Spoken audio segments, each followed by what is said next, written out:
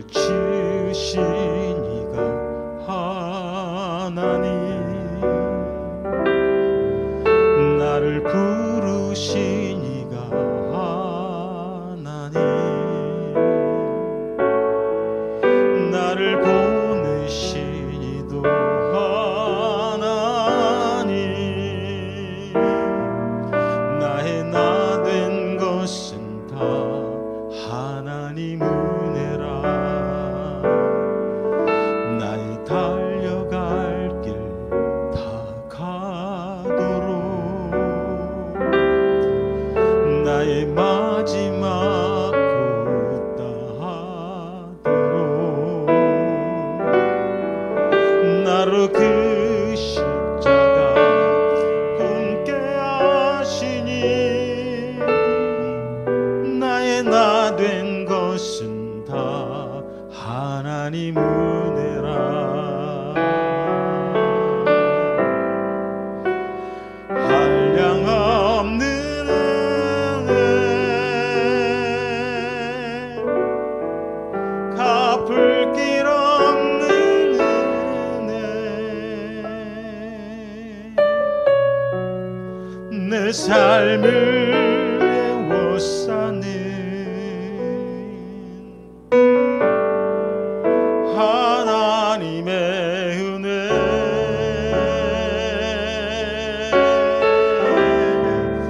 나 주저함 없이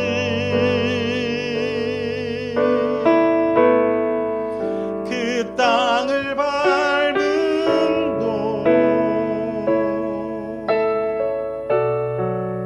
나를 붙드시는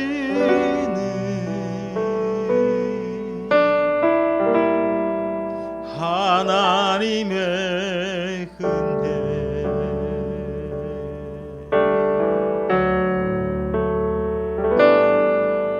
나의 달려갈 길 다 가도록, 나의 마지막 곧 다하도록, 나를 그 십자가 품게 하시니, 나의 나 된 것은 다 하나님 은혜라.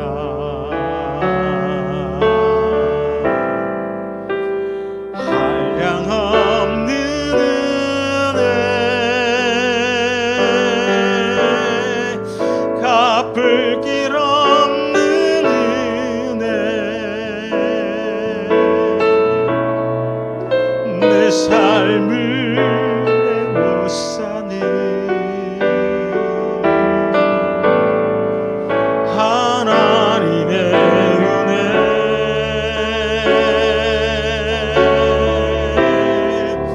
나 주저함 없이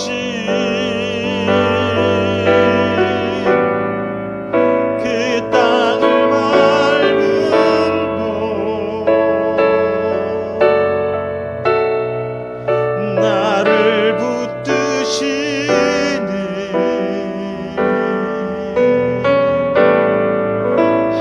하나님의 은혜,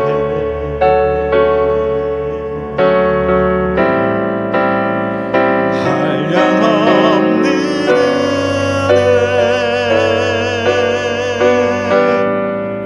갚을 길 없는 은혜,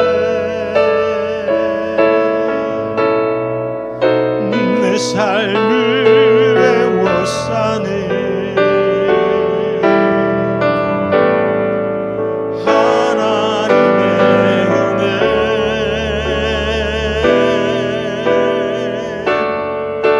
나 주저함 없이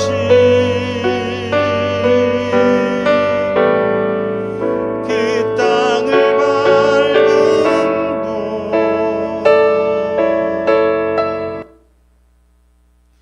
나를 붙드시는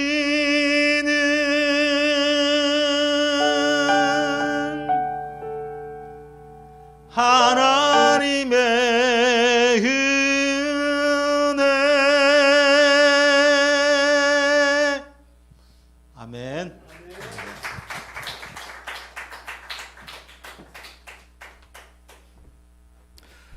할렐루야.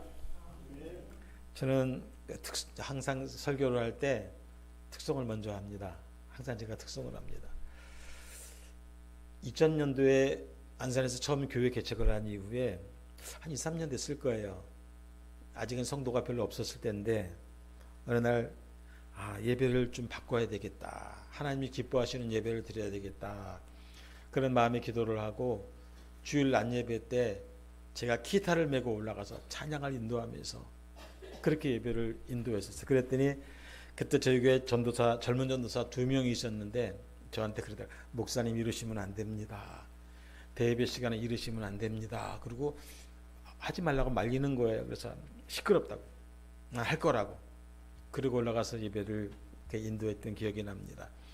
지금도 필리핀에서 설교할 때마다 항상 제가 특송을 먼저 하는데 그렇게 제가 목회를 하면서 찬양을 했던 이유는 지금도 설교를 하기 전에 항상 제가 특송을 하는 이유는 제가 뭐 노래를 잘해서도 아니고 아니면 어떤 예배 분위기 혁신을 위해서 그러는 것도 아니고 저는 단지 하나님께 찬양을 은사로 받은 사람입니다. 고등학교 2학년 때 처음 교회를 나가면서 음악은 그냥 노래 부르는 것만 좋아했지 음악 책만 보면 머리가 아팠던 사람입니다. 항상 예전에는 수음이 한가였잖아요.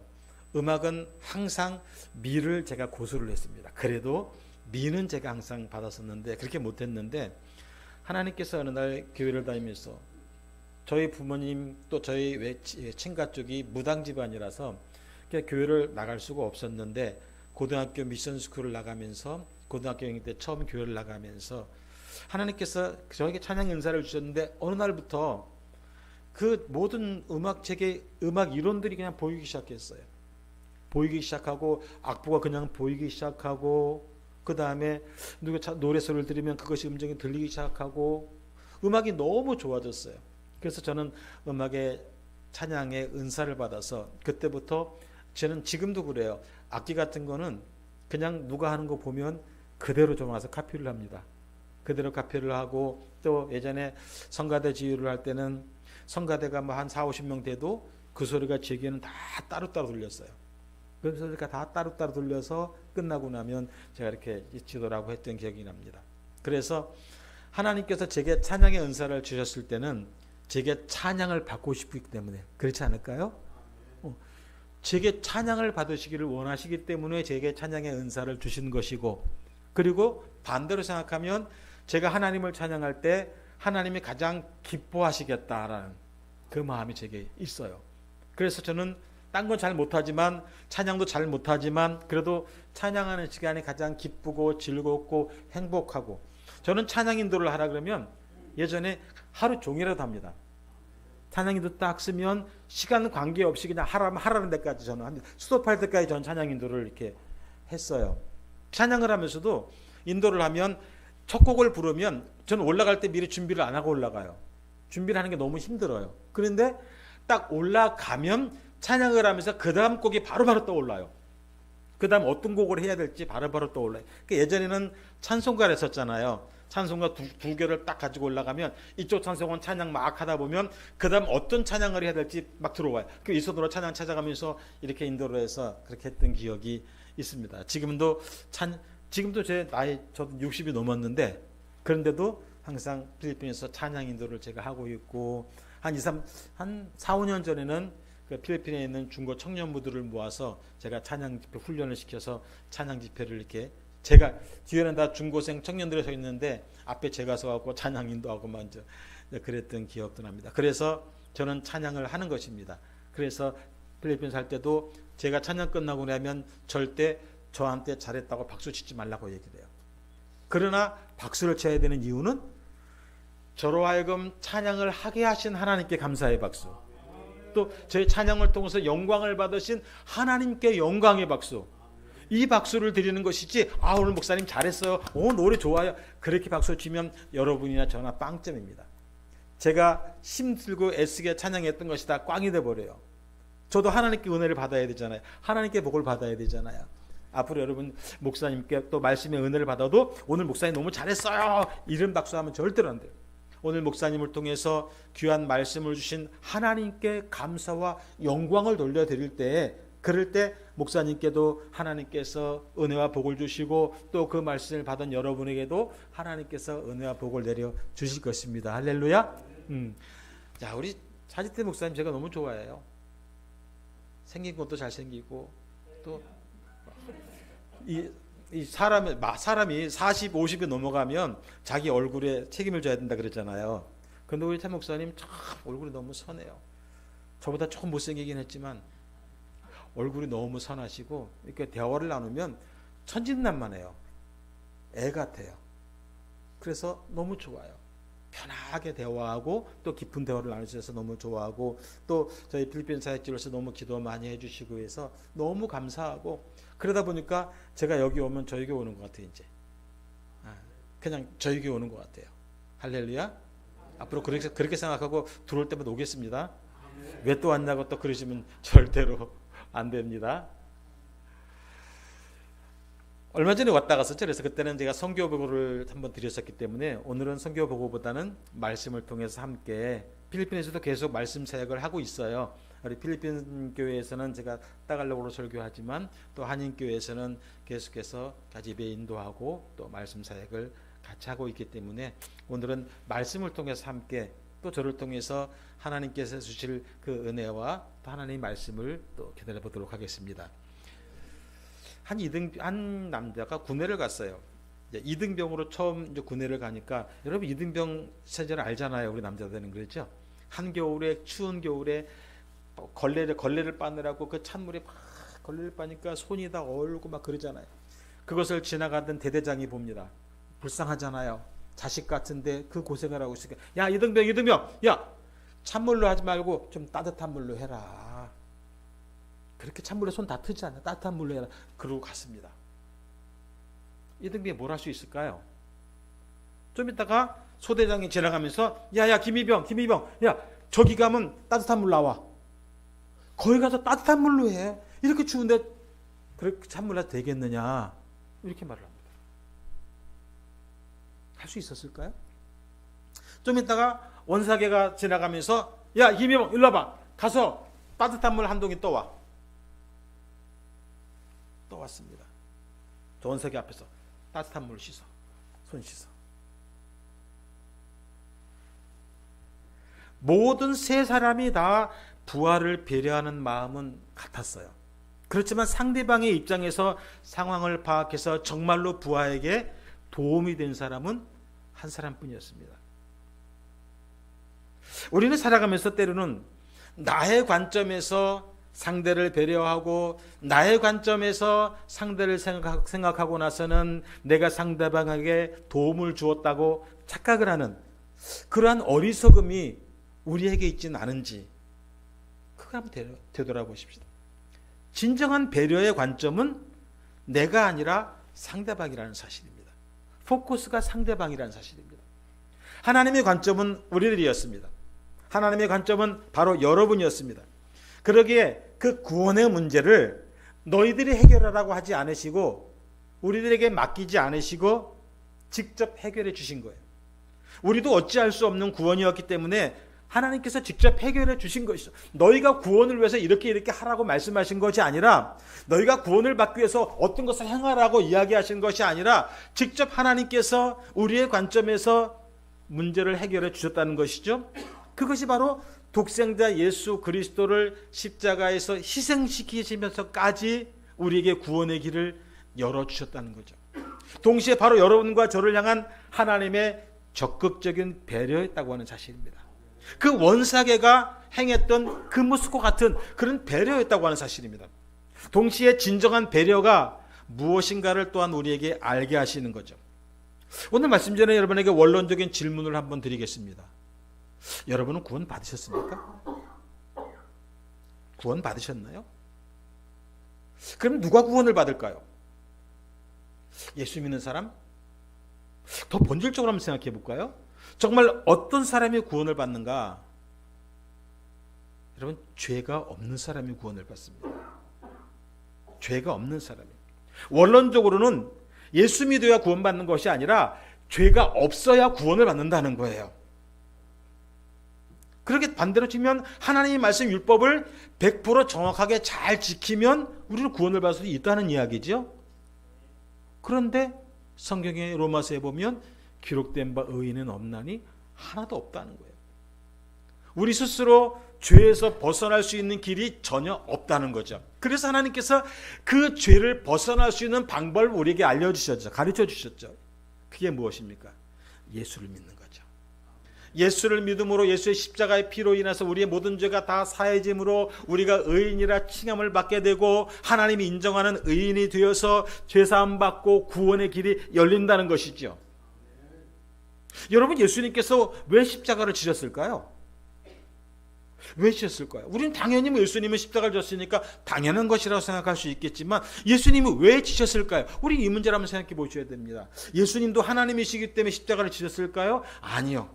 이거 무슨 말이냐면 예수님도 십자가에 달리기 전날 밤에 겟세마네 동산에서 이렇게 기도하셨습니다. 아버지, 할 수만 있거든 나 이거 안 받게 해주세요. 할 수만 있거든 나 십자가 안 지게 해주세요. 할 수만 있거든 이 잔을 내게서 옮겨달라고 기도하셨어요. 그 고통이 얼마나 크고 그 고통이 얼마나 아프고 그 고통이 얼마나 수치스러운지를 아시기 때문에 이거 안 하고 싶다고 하셨어요. 그런데 그 다음 기도가 무엇입니까? 그러나 아버지의 뜻대로 하겠습니다.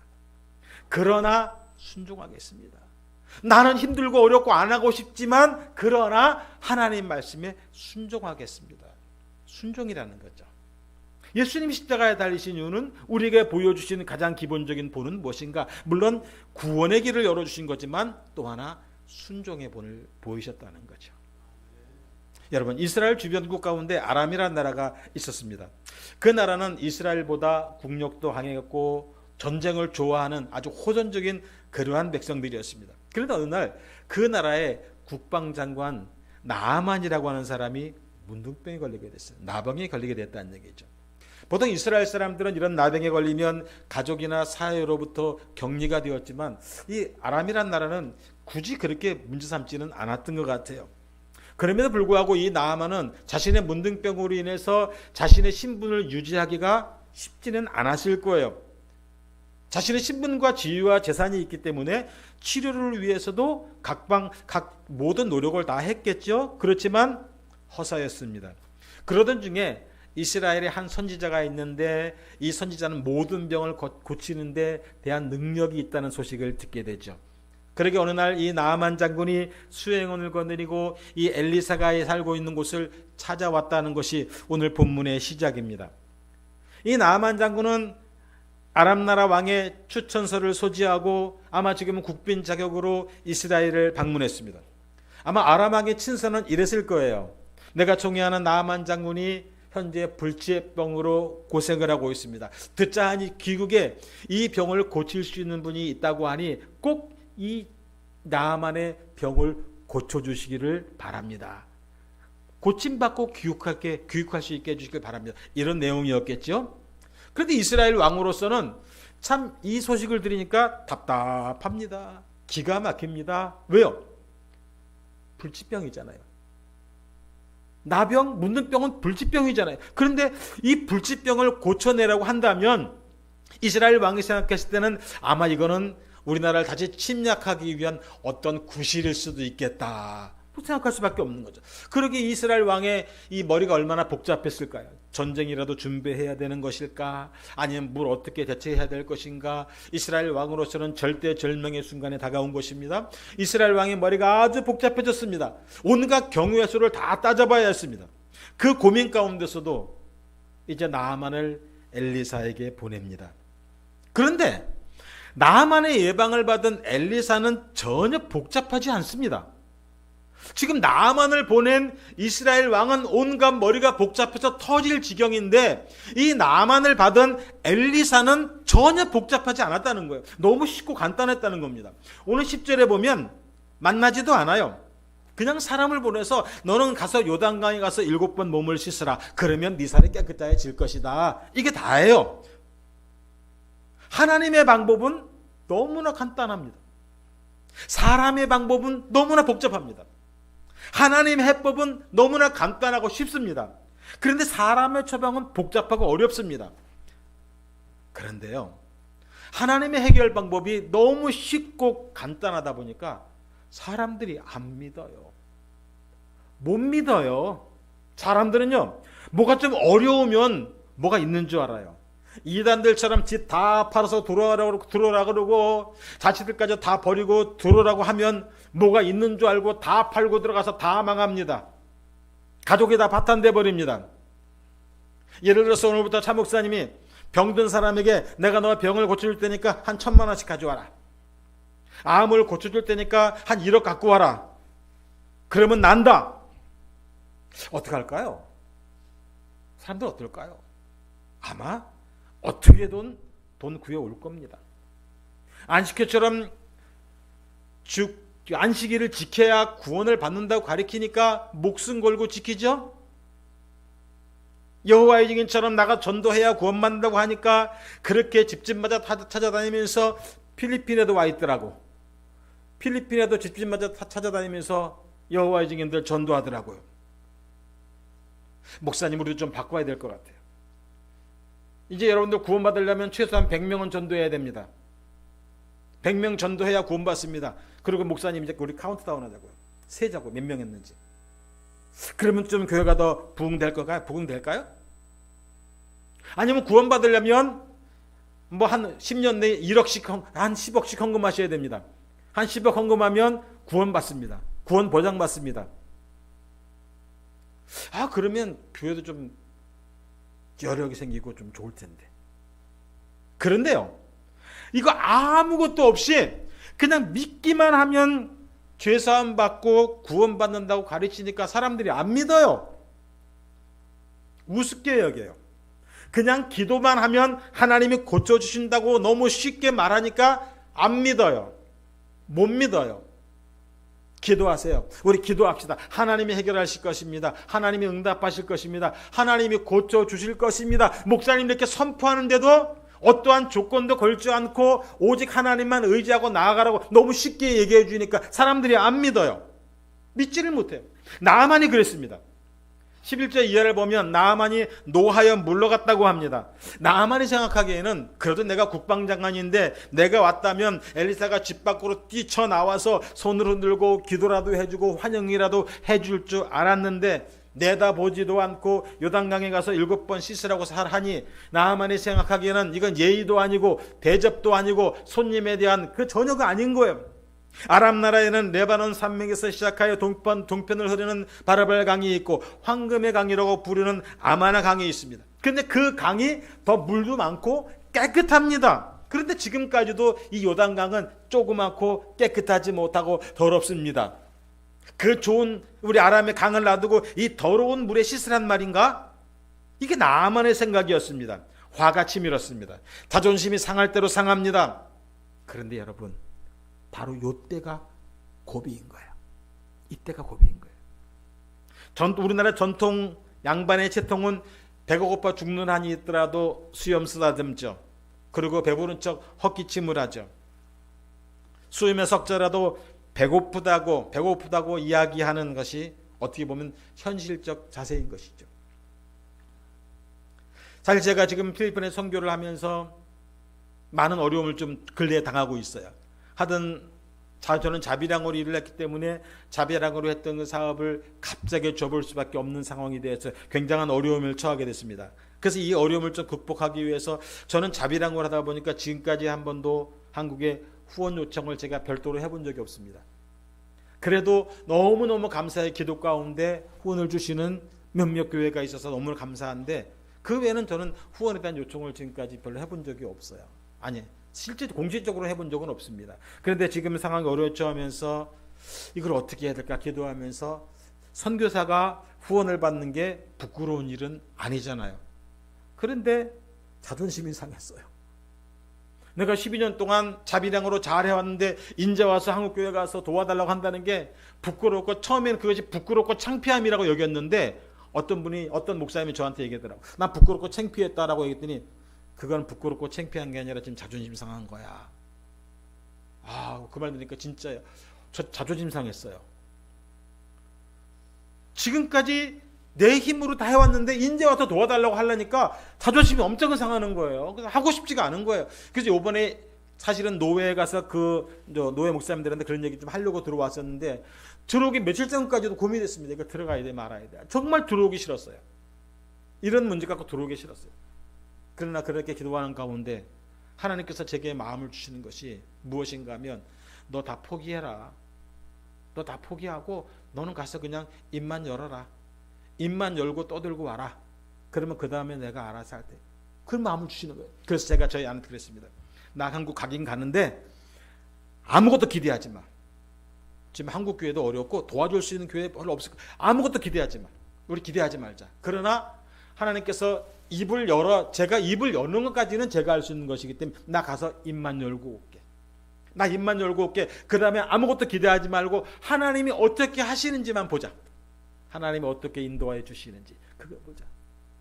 그러고 들어왔어요.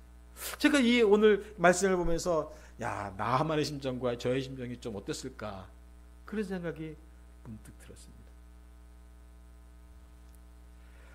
나하만은 다분히 체면과 자존심을 중시하는 그런 부류 사람이었습니다. 저도 그랬어요. 내가 누군데 나를 이렇게 대접해? 이럴 수가. 내 체면에 그런 짓을 내가 할 수 있어? 제가 그랬습니다. 내가 누군데 지금부터 필리핀에 선교사로 나온 지 12년 동안 자비랑을 통해서 지금까지 누구한테 아쉬운 소리 안 하고 지금까지 내가 이러고 잘 살아왔는데 내 체면에 내 자존심에 내가 가서 그렇게 뭐라고 말을 해야 되지? 어떻게 말을 해야 되지? 저희 노예 가면 선교사 보고 시간이 있어요. 이번엔 가면서도 항상 선교사 보고를 해요. 근데 노예가 끝나고 바로 다 여행을 가는 스케줄이 잡혀 있어서 노예 시간이 짧아서 어쩌면 선교사 보고를 뺄 수도 있겠다. 그래서 갈 때 차라리 하나님 선교사 보고 빼주세요. 전 속으로 그렇게 됐어요. 하나님 나 안 하고 싶으니까 정말 나가서 안 하고 싶으니까 빼주세요. 그런 마음도 한편 가지고 갔었는데 노예 딱 시작하니까 어떤 목사님이 딱 일어나가지고 앞에 다 빼고 선교사 보고부터 합시다 그러더라고. 그래갖고 나가서 하나님이 입이 열라고 하시는가 보다. 그러고 그냥 입만 열고 왔어요. 그 다음엔 저도 모르겠습니다. 하나님이 굶길지 살릴지도 모르겠습니다. 이제 하나님께 다 맡기고 저도 다음 주면 다시 사역지로 돌아갑니다. 체면이 병을 살리는 것은 아니잖아요.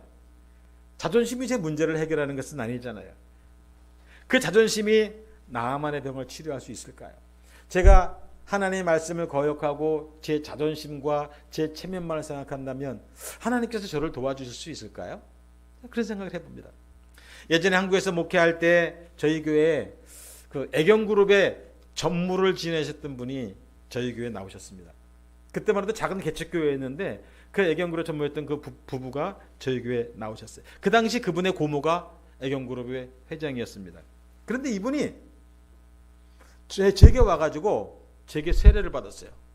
저는 그때 40대 중반, 그분은 60대 중반, 후반 아마 그쯤 됐을 거예요. 제게 세례를 받았습니다. 근데 아무 되게 재미있는 것은 제게 세례를 받고 나서는 그분의 동창들이 모여가지고 세례 감사증을 만들어가지고 그 감사증을 줬어요. 세례 받아서 고맙다고 친구한테. 그 나중에 알고 보니까 그 친구들이 누구냐면 신학대학교 교수, 총장 이런 사람들이 다 친구들이에요. 이분도 서울대 출신이거든. 다 그분들이 친구들이야. 그러니까 이 친구들이 이분을 전도하려고 얼마나 노력했겠어요. 평생 전도하려고 노력했는데 이분을 전도하지 못했거든요. 애경그룹 전문까지는 아주 자존심이 엄청 강했던 분이거든요. 자존심이 그 연세에도 자존심이 말도 못하게 강하신 분이에요. 그렇게 쟁쟁했던 친구들이 전도를 해서도 믿지 않았던 분인데 저희 교회 나오셔서 제게 세례를 받으셨어요. 그리고 교회 청성하다가 항상 무슨 일 있으면 저부터 챙겨주시고 그렇게 청성하다가 지금은 천국에 하셨죠. 자존심을 끝까지 지켰더라면 아마 천국에 가지 못했을 것입니다. 여러분, 교회에서도 그 잘난 자존심 때문에 큰 교회 가보면 멋져 보이는 성가대 이런 데는 지원자가 많이 몰리는데 힘들고 어려운 그런 일들은 사람들이 없고, 여러분, 나아만은 나병뿐만 아니라 교만병까지 같이 가지고 있습니다.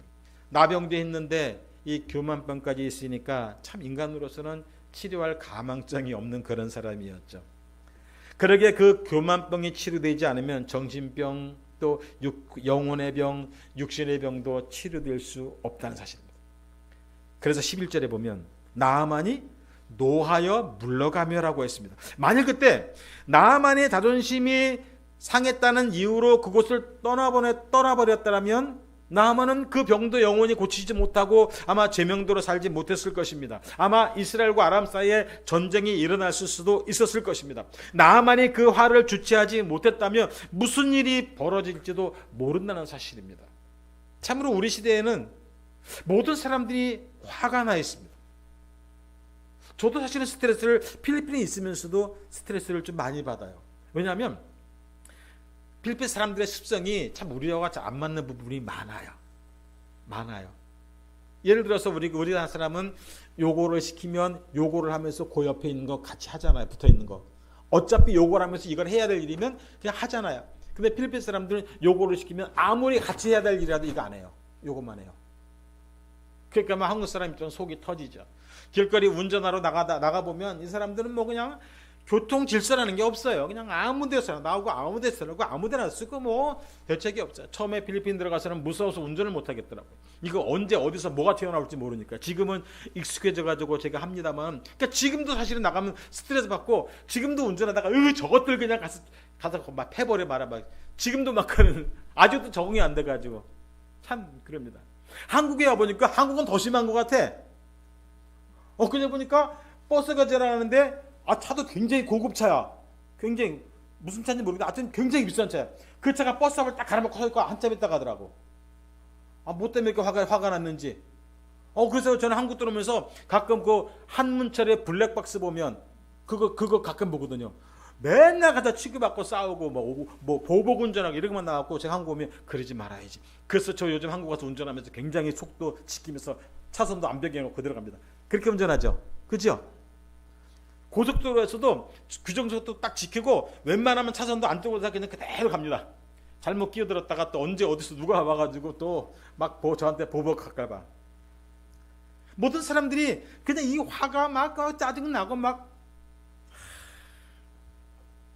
그런 스트레스들이 참 우리를 너무나 힘들게 합니다. 그렇죠? 너무 힘들합니다. 정치권은 정치권대로 화가 나 있고, 노사는 노사대로 화가 나 있고, 모든 국민들이 다 잔뜩 화가 나서 참지를 못해요. 모두 화병에 걸린 사람들 같아요. 분노하고 혈기내고 짜증내고, 나만이 화가 나서 물러간 것처럼 오늘 우리 시대에도 화난 사람들이 그냥 걸핏하면 집어던지고 깨부시고 싸우고 죽인다고 달려들고. 여러분, 근데 생각해 보세요. 왜 화병에 걸립니까? 왜 걸릴까요? 내 힘으로 해결이 안 되기 때문에 그렇습니다. 내가 어찌할 수 없기 때문에 그렇습니다. 사람들이 왜 걱정을 합니까? 무슨 일이 생겼을 때 그 일을 내가 해결할 수 있는 문제라면 걱정합니까? 안 하죠. 걱정할 필요가 없죠. 해결되는데 무슨 걱정을 합니까? 근데 결국은 해결이 안 되기 때문에, 해결할 수 없기 때문에 걱정하고 스트레스를 받는 것입니다. 그러나 역으로 생각해 보면 걱정해도 해결 안 될 걸 뭐하러 걱정하세요? 스트레스 받아도 해결 안 될 걸 뭐하러 왜 밤새 걱정하세요? 그거를 어차피 안 될 거면 잊어버리지 뭐. 걱정해서 되면 걱정하세요. 밤새 잠 못 자고 고민해서 해결이 될 것 같으면 하시라고. 해도 안 되잖아요. 한국 사람들이 하다가 안 되면 마지막에 하는 말이 있습니다. 그게 뭔지 아세요? 제가 가르쳐 드릴까요? 한번 따라 하십시다. 에라 모르겠다. 될 대로 되라. 그러잖아요. 하다가 안 되면 에라 몰라. 나 몰라 이제. 될 대로 돼. 그러고 나서는 마음이 편안해져요. 그렇죠? 그러고 나면 마음이 편안해져요. 이제 에라 모르니까 나도 될 대로 되는 거 아니에요. 죽이려면 죽고 살려면 죽고 만들라고 넣어버리는 거죠. 그렇습니다. 이제 이렇게 하세요. 에라 모르겠다. 주님 뜻대로 되라. 걱정하지 마시고 화내지 마시고 에라 모르겠다. 주님 뜻대로 되세요. 주님 뜻대로 하세요. 그 맡겨버리고 그냥 잊어버리세요. 놔둬버리는 거죠. 이제부터는 결코 화풀이하지 마세요. 집어던지고 깨뜨리지 마세요. 왜? 우리는 이 문제를 쉽게 해결할 수 있기 때문이죠. 에라 모르겠다. 주님 뜻대로 하세요 하면 끝나는 거잖아요. 이렇게 쉽게 해결할 수 있는 방법이 있잖아요. 오늘 엘리사의 말 한마디, 이 절대절명의 문제를 풀었던 엘리사의 말 한마디는 무엇인가 하면 요단강에 가서 7번 씻어라. 딴 거 아무것도 없어요. 뭐 수술을 하자는 말을 하는 것도 아니고 돈을 얼마 가져오라고 말하는 것도 아니고 어떠한 다른 조건을 제시하는 것도 아니고 아무것도 없어요. 나만은 지금까지 그것 때문에 죽을 고생을 하고 죽을 각오까지도 해야 할 그런 상황인데도 불구하고 그런 많은 걱정과 고민과 스트레스를 안고 지금 찾아왔는데도 불구하고 엘리사가 하는 이야기는 아무 조건 없이 그냥 요단강에 가서 7번 씻어. 참 간단하죠. 하나님의 해결 방법이 이렇게 간단하고 쉬워요. 그런데 나아만의 반응은 뭐였습니까? 그의 반응은 아주 신경질적이었어요. 말씀드린 대로 내가 누군데 나를 이렇게 대접해?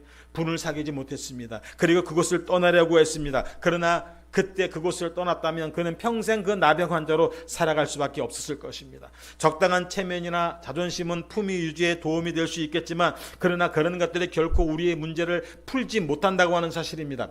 가나안 여인도 체면 집어던지고 딸을 살렸습니다.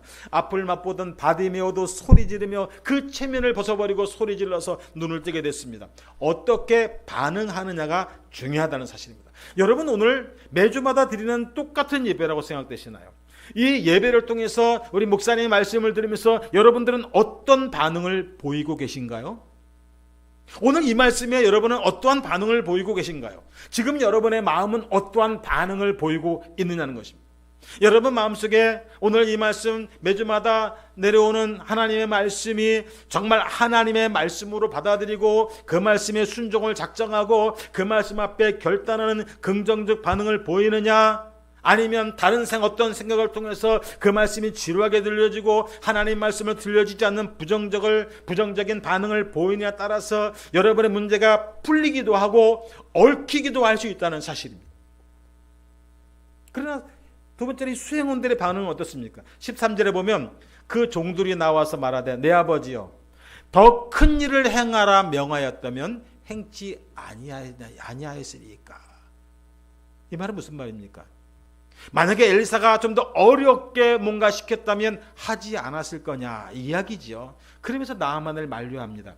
대부분 아랫사람들의 생리는 윗사람이 화를 내면 덩달아 화내고 비율을 맞추기가 마련입니다. 그러나 나아만의 종들은 그렇게 하지 않았습니다. 나아만이 화내고 떠나가려고 했을 때 나아만에게 이렇게 만류합니다. 이러시면 안 됩니다. 손해볼 것도 없는데 한 번만 참고 한번 해보세요. 한번 순종해보세요. 하라는 대로 한번 해보세요. 그리고 나아만을 설득하죠.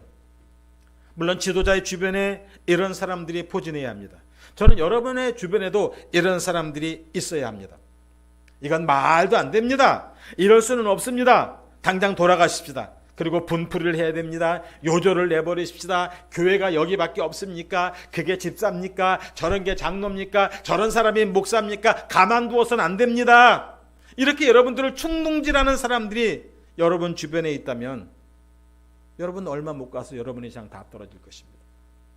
만약에 나아만의 하수들이 이렇게 충동질을 했더라면 아마도 나아만을 망치는 것은 물론 아람과 이스라엘 사이에 전쟁이 일어날 수도 있었을 것입니다. 저는 여러분 주변에 이러한 충동질하는 사람이 있다면 장담합니다. 얼마 지나지 않아서 여러분은 큰 어려움에 빠지게 될 것입니다. 멀리 하십시오. 큰 시험에 빠질 것입니다.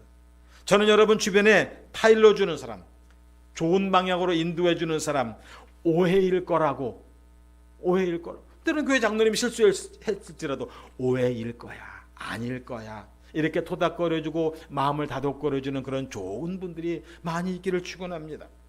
그리고 그런 사람들의 말에 귀를 기울이셔야 돼요. 들으셔야 돼요. 그런데 그런 말은 자존심 상해요. 기분이 나빠질 수도 있어요. 그러나 돌아서서 곰곰이 생각해 보면 우리는 알잖아요. 어떠한 말이 사실은 더 좋은 말인지, 어떠한 말은 듣지 말아야 될 그러한 말인지.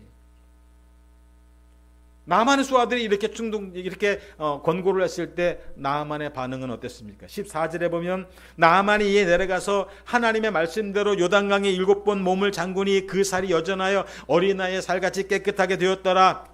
이 14절의 구절 속에는 몇 가지 중요한 교훈이 있습니다. 중요한 것은 먼저 내려갔다는 겁니다. 나아만이 엘리사의 말을 듣고 내려갔다는 것입니다. 여러분의 문제를 풀려고 한다면 내려가야 한다는 사실. 내려간다는 것은 자세를 낮춘다는 거죠. 겸손하게 나온다는 이야기죠. 아람국의 나라에서는 장관이지만 하나님 앞에서는 장관이 아니에요.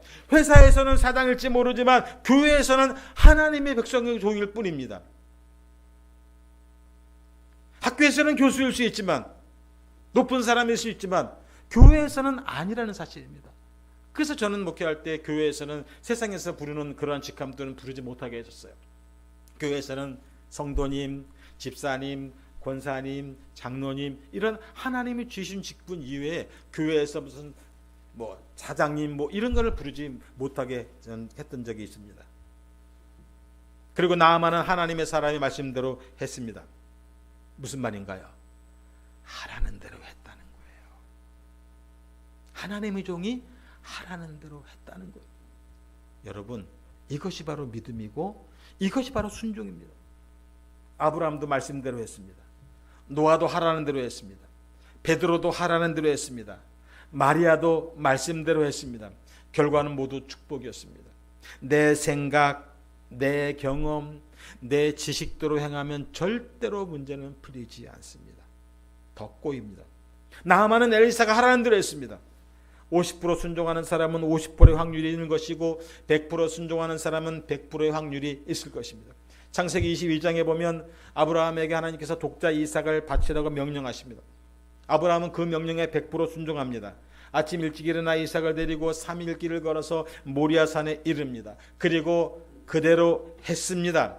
그리고 난 이후에 얻은 축복은 후손이 하늘의 별처럼 바닷가의 모래처럼 번성하리라는 것, 천한 만민이 후손으로 인해 복을 받게 된다는 것 등 셀 수 없는 복을 받게 되었습니다. 사랑하는 여러분, 말씀대로 행하세요. 그대로 하세요. 하라는 대로 하세요. 나만이 7번 몸을 잠궜습니다. 철저하게 순종을 했죠. 그런데 희한한 것은 6번 잠글 때까지 아무 일이 없어요. 아무 변화가 없어요. 조금도 변화가 없어요. 7번째 몸을 잠근 이후에 기적이 일어납니다. 여리고성을 돌 때 마지막 날 6바퀴 돌 때까지 아무 일도 일어나지 않았습니다. 얼마나 여리고성 사람들이 조롱했을까요? 아무 일도 일어나지 않는 여리고성을 일주일째 돌고 있는 이스라엘 백성들의 심정은 어땠을까요? 언제 무너졌나요? 마지막 7바퀴를 돌고 제사장들이 양강나풀을 불 때 이에 맞춰 백성들의 기도의 함성을 질렀을 때 기적이 일어났습니다. 여리고성이 무너졌습니다.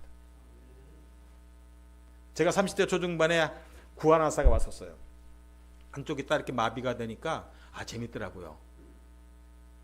양치질을 해도 이쪽은 잠기는데 이쪽은 안 잠겨요. 열려 있어요. 그러니까 물이 질질 흘러내리고, 눈을 깜빡거리는데 이쪽은 깜빡거리는데 이쪽은 깜빡거리지 않아요. 그러니까 이쪽 눈이 충혈이 되고 눈물이 자주 흘러내리고, 보통 일이 아니더라고요. 이 구하나사가 병원에 갔더니 처음에 내과에 갔더니 내과에서 이건 한방과라 그래서 한방과에 갔더니 한방과 의사가 그냥 진찰을 해보더니 6개월 동안 매일 침 먹고 약 먹고, 그리고 또 6개월을 지켜봐야 된대요. 그러니까 1년을 지켜봐야 된대요.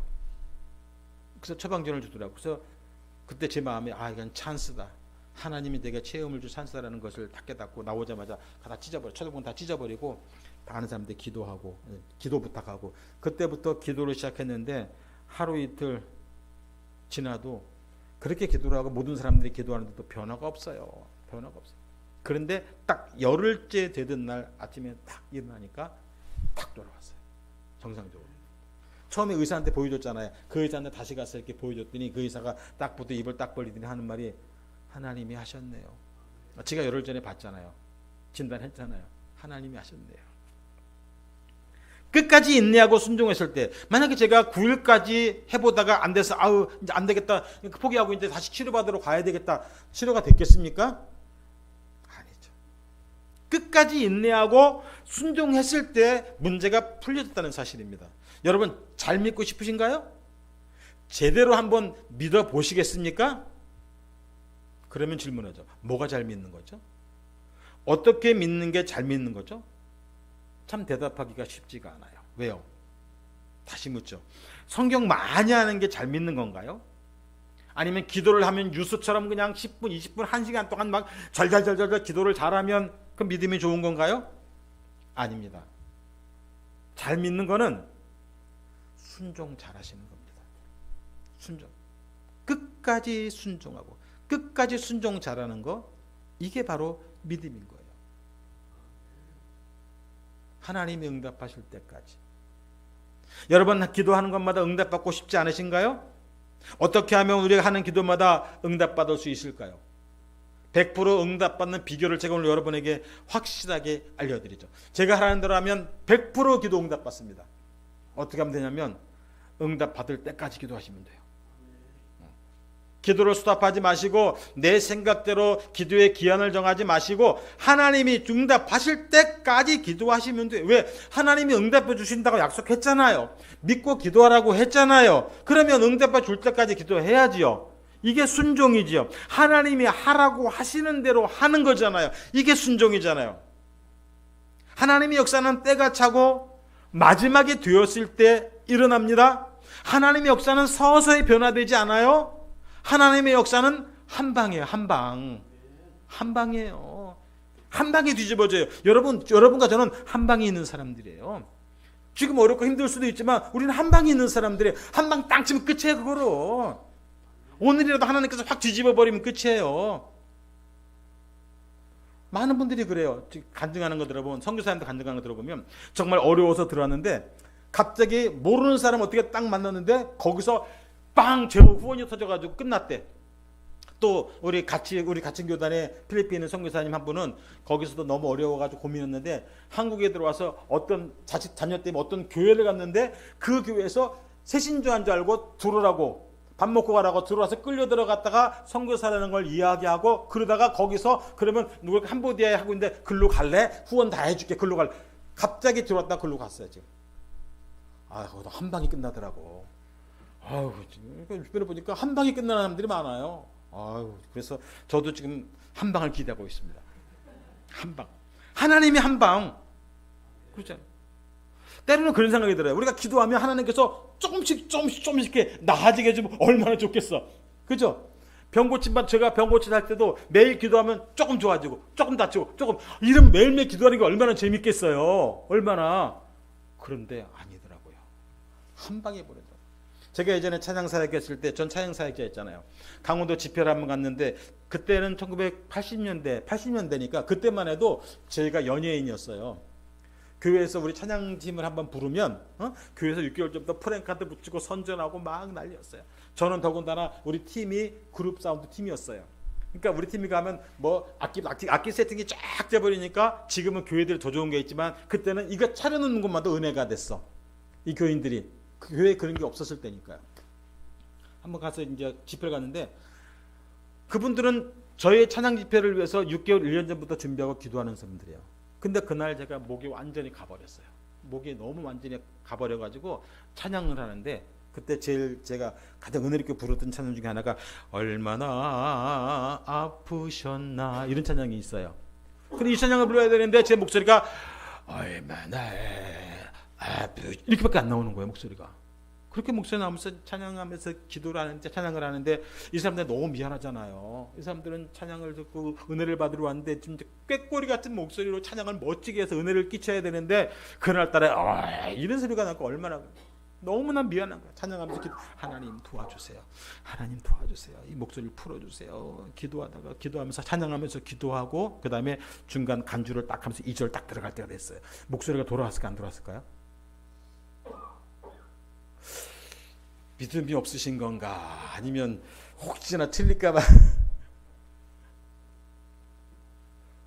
전죽 2절 들었는데 목소리가 안 돌아왔어요. 그때 얼마나 만약에 1절 딱 끝나고 간주한 다음에 2절 들어가서 목소리가 딱 들어오면 여러분 기적 아니에요? 그날 성도들이 얼마나 은혜 받을까? 제 마음속에 그런 기대를 가지고 하나님 여기서 목소리 풀어지면 오늘 대박입니다. 딱 끝까지 안 풀어졌어요. 그날 완전히 죽 썼어요. 저 집회 끝날 때까지 죽 썼어요. 완전히 집회 끝났는데 얼굴을 못 들겠어요. 성도들이 막 얼굴 못 들겠어요. 좀 이따 저한테 왔고 오늘 은혜 받았습니다 이러는 거예요.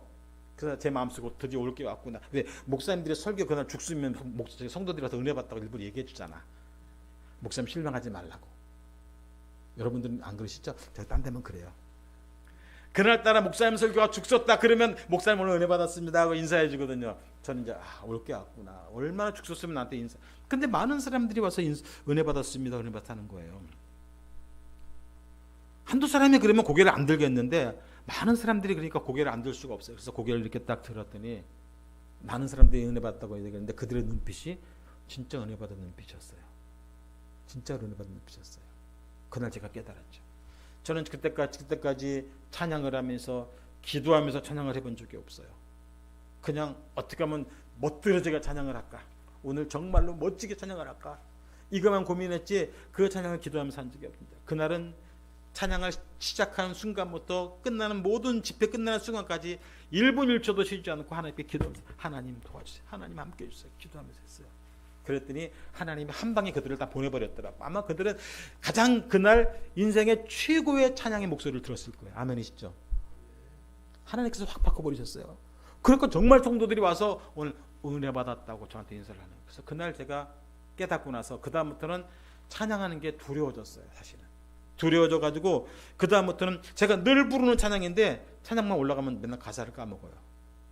그래가지고 항상 가사를 제가 제 음반에 있는 찬양도 악보를 가지고 올라가요.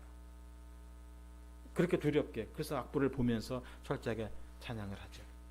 여러분, 하나님 앞에는요 우리는 한 방이 있어요.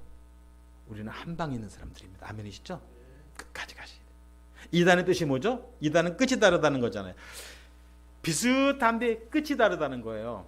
여러분, 우리는 하나님의 역사는 끝을 봐야 됩니다. 끝까지 기다려 봐야 한다는 거죠. 그런 의미에서 보면 우리나라 사람들은 참 성경적인 것 같아요. 우스갯말 중에 이런 말이 있죠. 한국 사람, 조선 사람 말은 끝까지 들어봐야 된다고. 참 성경적인 것 같아요. 한번 결단하면 좀 끝까지 가보시라는 거죠. 기도도 좀 끝장을 보시라는 거죠. 항상 중간에서 포기하고 그만두니까 평생을 믿어도 우리에게 믿음이 그 자리인 거예요. 나만이 조급증을 견디지 못해서 요구 단계에서 뛰쳐나왔다면 그는 결코 그 문제를 풀지 못했을 것입니다. 그러나 본문 14절 끝에 보면 그 살이 여전하여 어린아이의 살 같아서 깨끗하게 되었더라. 왜 7번이죠? 우리 성경에서부터 7이 완전 숫자라고 이야기를 하죠. 즉 뭐예요? 완전히 내려가라, 완전히 순종하라, 완전히 너를 낮춰라, 완전히 맡겨라, 완전히 실천하라, 완전히 끝까지 완벽하게 순종하라는 이야기죠. 사단은 지금도 우리에게 적당히 하라고 이야기합니다. 교회도 좀 적당히 다녀, 기도 좀 적당히 좀 해, 봉사도 그 정도면 됐잖아, 좀 적당히 좀 해. 그래서 사람들은 적당히 해도 괜찮은 큰 교회로 사람들이 모이고 적당히 할 수 없는 작은 교회는 인기가 없죠. 참으로 달콤한 말이죠. 왜요? 힘들잖아요. 봉사도 끝까지 하려면 힘들잖아요. 헌금도 힘껏 하려면 힘들잖아요. 매 주일마다 빠지지 않고 예배하는 거 힘들잖아요. 그러니 뭐라고 합니까? 좀 쉬면서 해. 좀 적당히 해. 그래도 하나님이 네 마음 다 알아. 얼마나 달콤합니까? 얼마나 그럴듯합니까? 그러나 여러분 기억하세요. 여러분이 적당히 하시면 하나님도 우리를 적당히 보실 수밖에 없다는 사실이죠. 나아만은 7번 순종하고 문제를 아주 쉽게 풀었습니다. 여러분, 문제를 푸는 방법은 결코 어렵지 않습니다. 하라는 대로 하라는 사람들에게는, 하라는 대로 안 하는 사람들에게는 어려울 것입니다. 문제만 쉽게 풀린다면 7번 잠기는 게 뭐 그렇게 어려운 일이겠어요? 여러분, 삶 가운데서 혹시 잘 안 풀리는 문제가 있습니까? 7번 하라는 대로 하십시오. 완전히 순종하십시오. 신앙생활 적당히 하시면 됩니다. 온전하게 하셔야 돼요. 봉사를 하셔도 제대로 하셔야 돼요. 그래야 하나님께서 복을 주실 게 아닙니까? 하나님 앞에 헌금을 하더라도 제대로 하셔야 돼요. 그래야 하나님께서 물질을 부어주실 거 아닙니까? 뭐 하나를 해도 제대로 해야 하나님께서 우리에게 복을 주실 거 아니겠어요? 하나님은 분명 심은 대로 거두게 하시는 분이시기 때문이죠. 중요한 것, 왜 하나님께서 이곳에 세계력 교회를 세우시고 여러분의 담임 목사님을 세우시고 여러분들을 많고 많은 교회 가운데서 이 교회에 심어 놓으셨을까요? 하나님께서 담임 목사님은 여러분의 목자로 세우신 것입니다. 여러분이 어렵고 힘든 일 당할 때 항상 목사님과 상담을 하시고 또 목사님께 기도 부탁을 하시고 또 목사님의 권면의 말씀을 잘 받고 순종하시고 제일 중요한 것은요, 목사님이 하라는 대로 하세요. 우리 참 목사님 2단만 아니면 2단 소리만 안 하시면 하라는 대로 하세요. 이게 순종이에요. 이게 우리가 하나님의 음성을 따로 듣고 우리가 하나님의 말씀을 따로 연구해서 하나님의 뜻을 깨닫고 그럴 수는 없잖아요. 그러다가 잘못 왜곡될 수 있잖아요. 그래서 하나님께서 담임 목사를 통해서 교회를 세우시는 것입니다. 여러분을 위해서 날마다 기도하시고 또한 말씀을 잘 풀어서 하나님의 말씀을 가장 정확하게 여러분에게 전달하려고 노력하는 분이 바로 목사님이에요. 우리는 많은 어려운 시대에 살아가고 있습니다. 많은 어려운 문제들이 우리를 짓누르고 있습니다. 많은 고민과 걱정들이 우리의 삶의 산재에 있습니다. 여러분은 어떻게 풀고 계십니까? 매일 고민하고 스트레스 받고 힘들어하고 계십니까? 쉽게 풀 수 있어요. 쉽게 푸십시다. 하라는 대로 하시면 됩니다. 말씀대로 하시면 됩니다. 하나님 응답하실 때까지 끝까지 도우시면 되는 겁니다. 조종사들이 겪는 비행 착각 중에서 그렇게 고공을 고속으로 날다 보면 때로는 하늘인지 바다인지 이게 착시 현상이 온다고 합니다. 그래서 하늘인 줄 알고 바다로 그냥 내리꽂는다고 합니다. 그러게 조종사들에게는 어떠한 상황에서도 계기판을 믿으라고 그렇게 얘기합니다. 제가 어젯밤에 그런 실수를 했잖아요. 운전을 하고 밤에 운전을 하고 집에 오는데 분명히 내비게이션은 저쪽으로 가래요. 근데 분명히 저는 이 길이에요. 그러니까 이 길로 갔잖아요. 거꾸로 갔더라고요. 가서 유턴해서 다시 돌아왔습니다. 그러면서 역시 누가 그러더라고요. 남자는 부인 말하고 여자 2명의 말을 들어야 되는데 부인 말하고 내비 아가씨 말 잘 들어야 된다고 그러더라고요. 제가 요즘 부인 말은 잘 들으려고 노력하는데 어저께 내비 아가씨의 말을 안 들어가지고 유턴 한 바퀴 가서 거꾸로서 유턴해서 돌아왔습니다. 신앙생활도 오래 하다 보면 경험에 축적되고 교회 생활에 축적되다 보면 이것이 내 생각인지 하나님의 말씀인지 이것이 하나님의 뜻인지 나의 뜻인지 착각하게 될 때가 많다고 하는 사실을 여러분에게 말씀드리는 것입니다.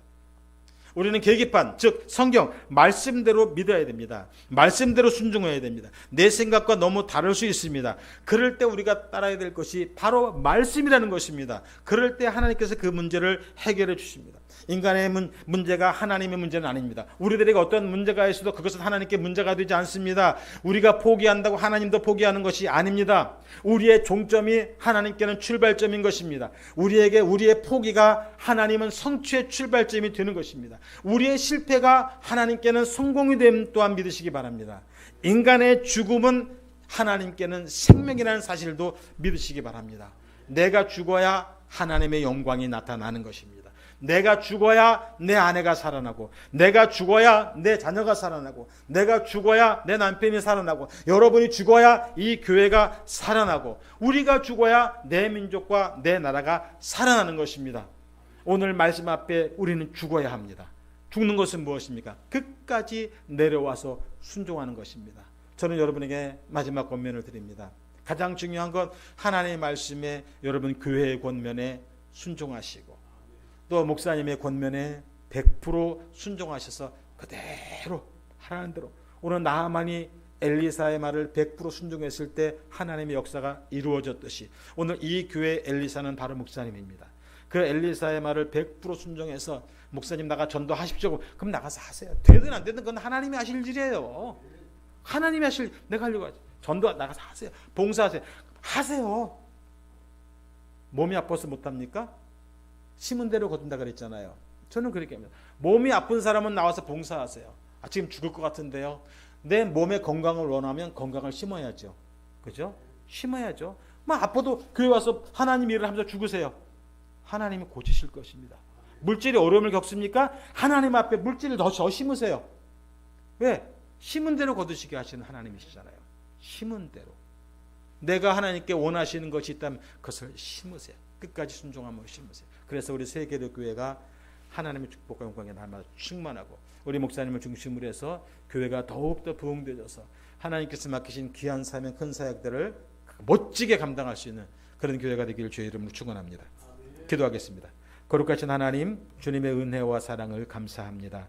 오늘도 우리에게 주신 말씀 가운데 우리가 미처 깨닫지 못하고 간과했던 말씀들이 있습니까? 하나님, 오늘 말씀을 통하여 우리가 깨닫게 하시고 이 말씀 가운데 주시는 하나님의 귀한 음성을 듣고 그 말씀 앞에 순종할 수 있는 믿음 주여 허락하여 주시옵소서.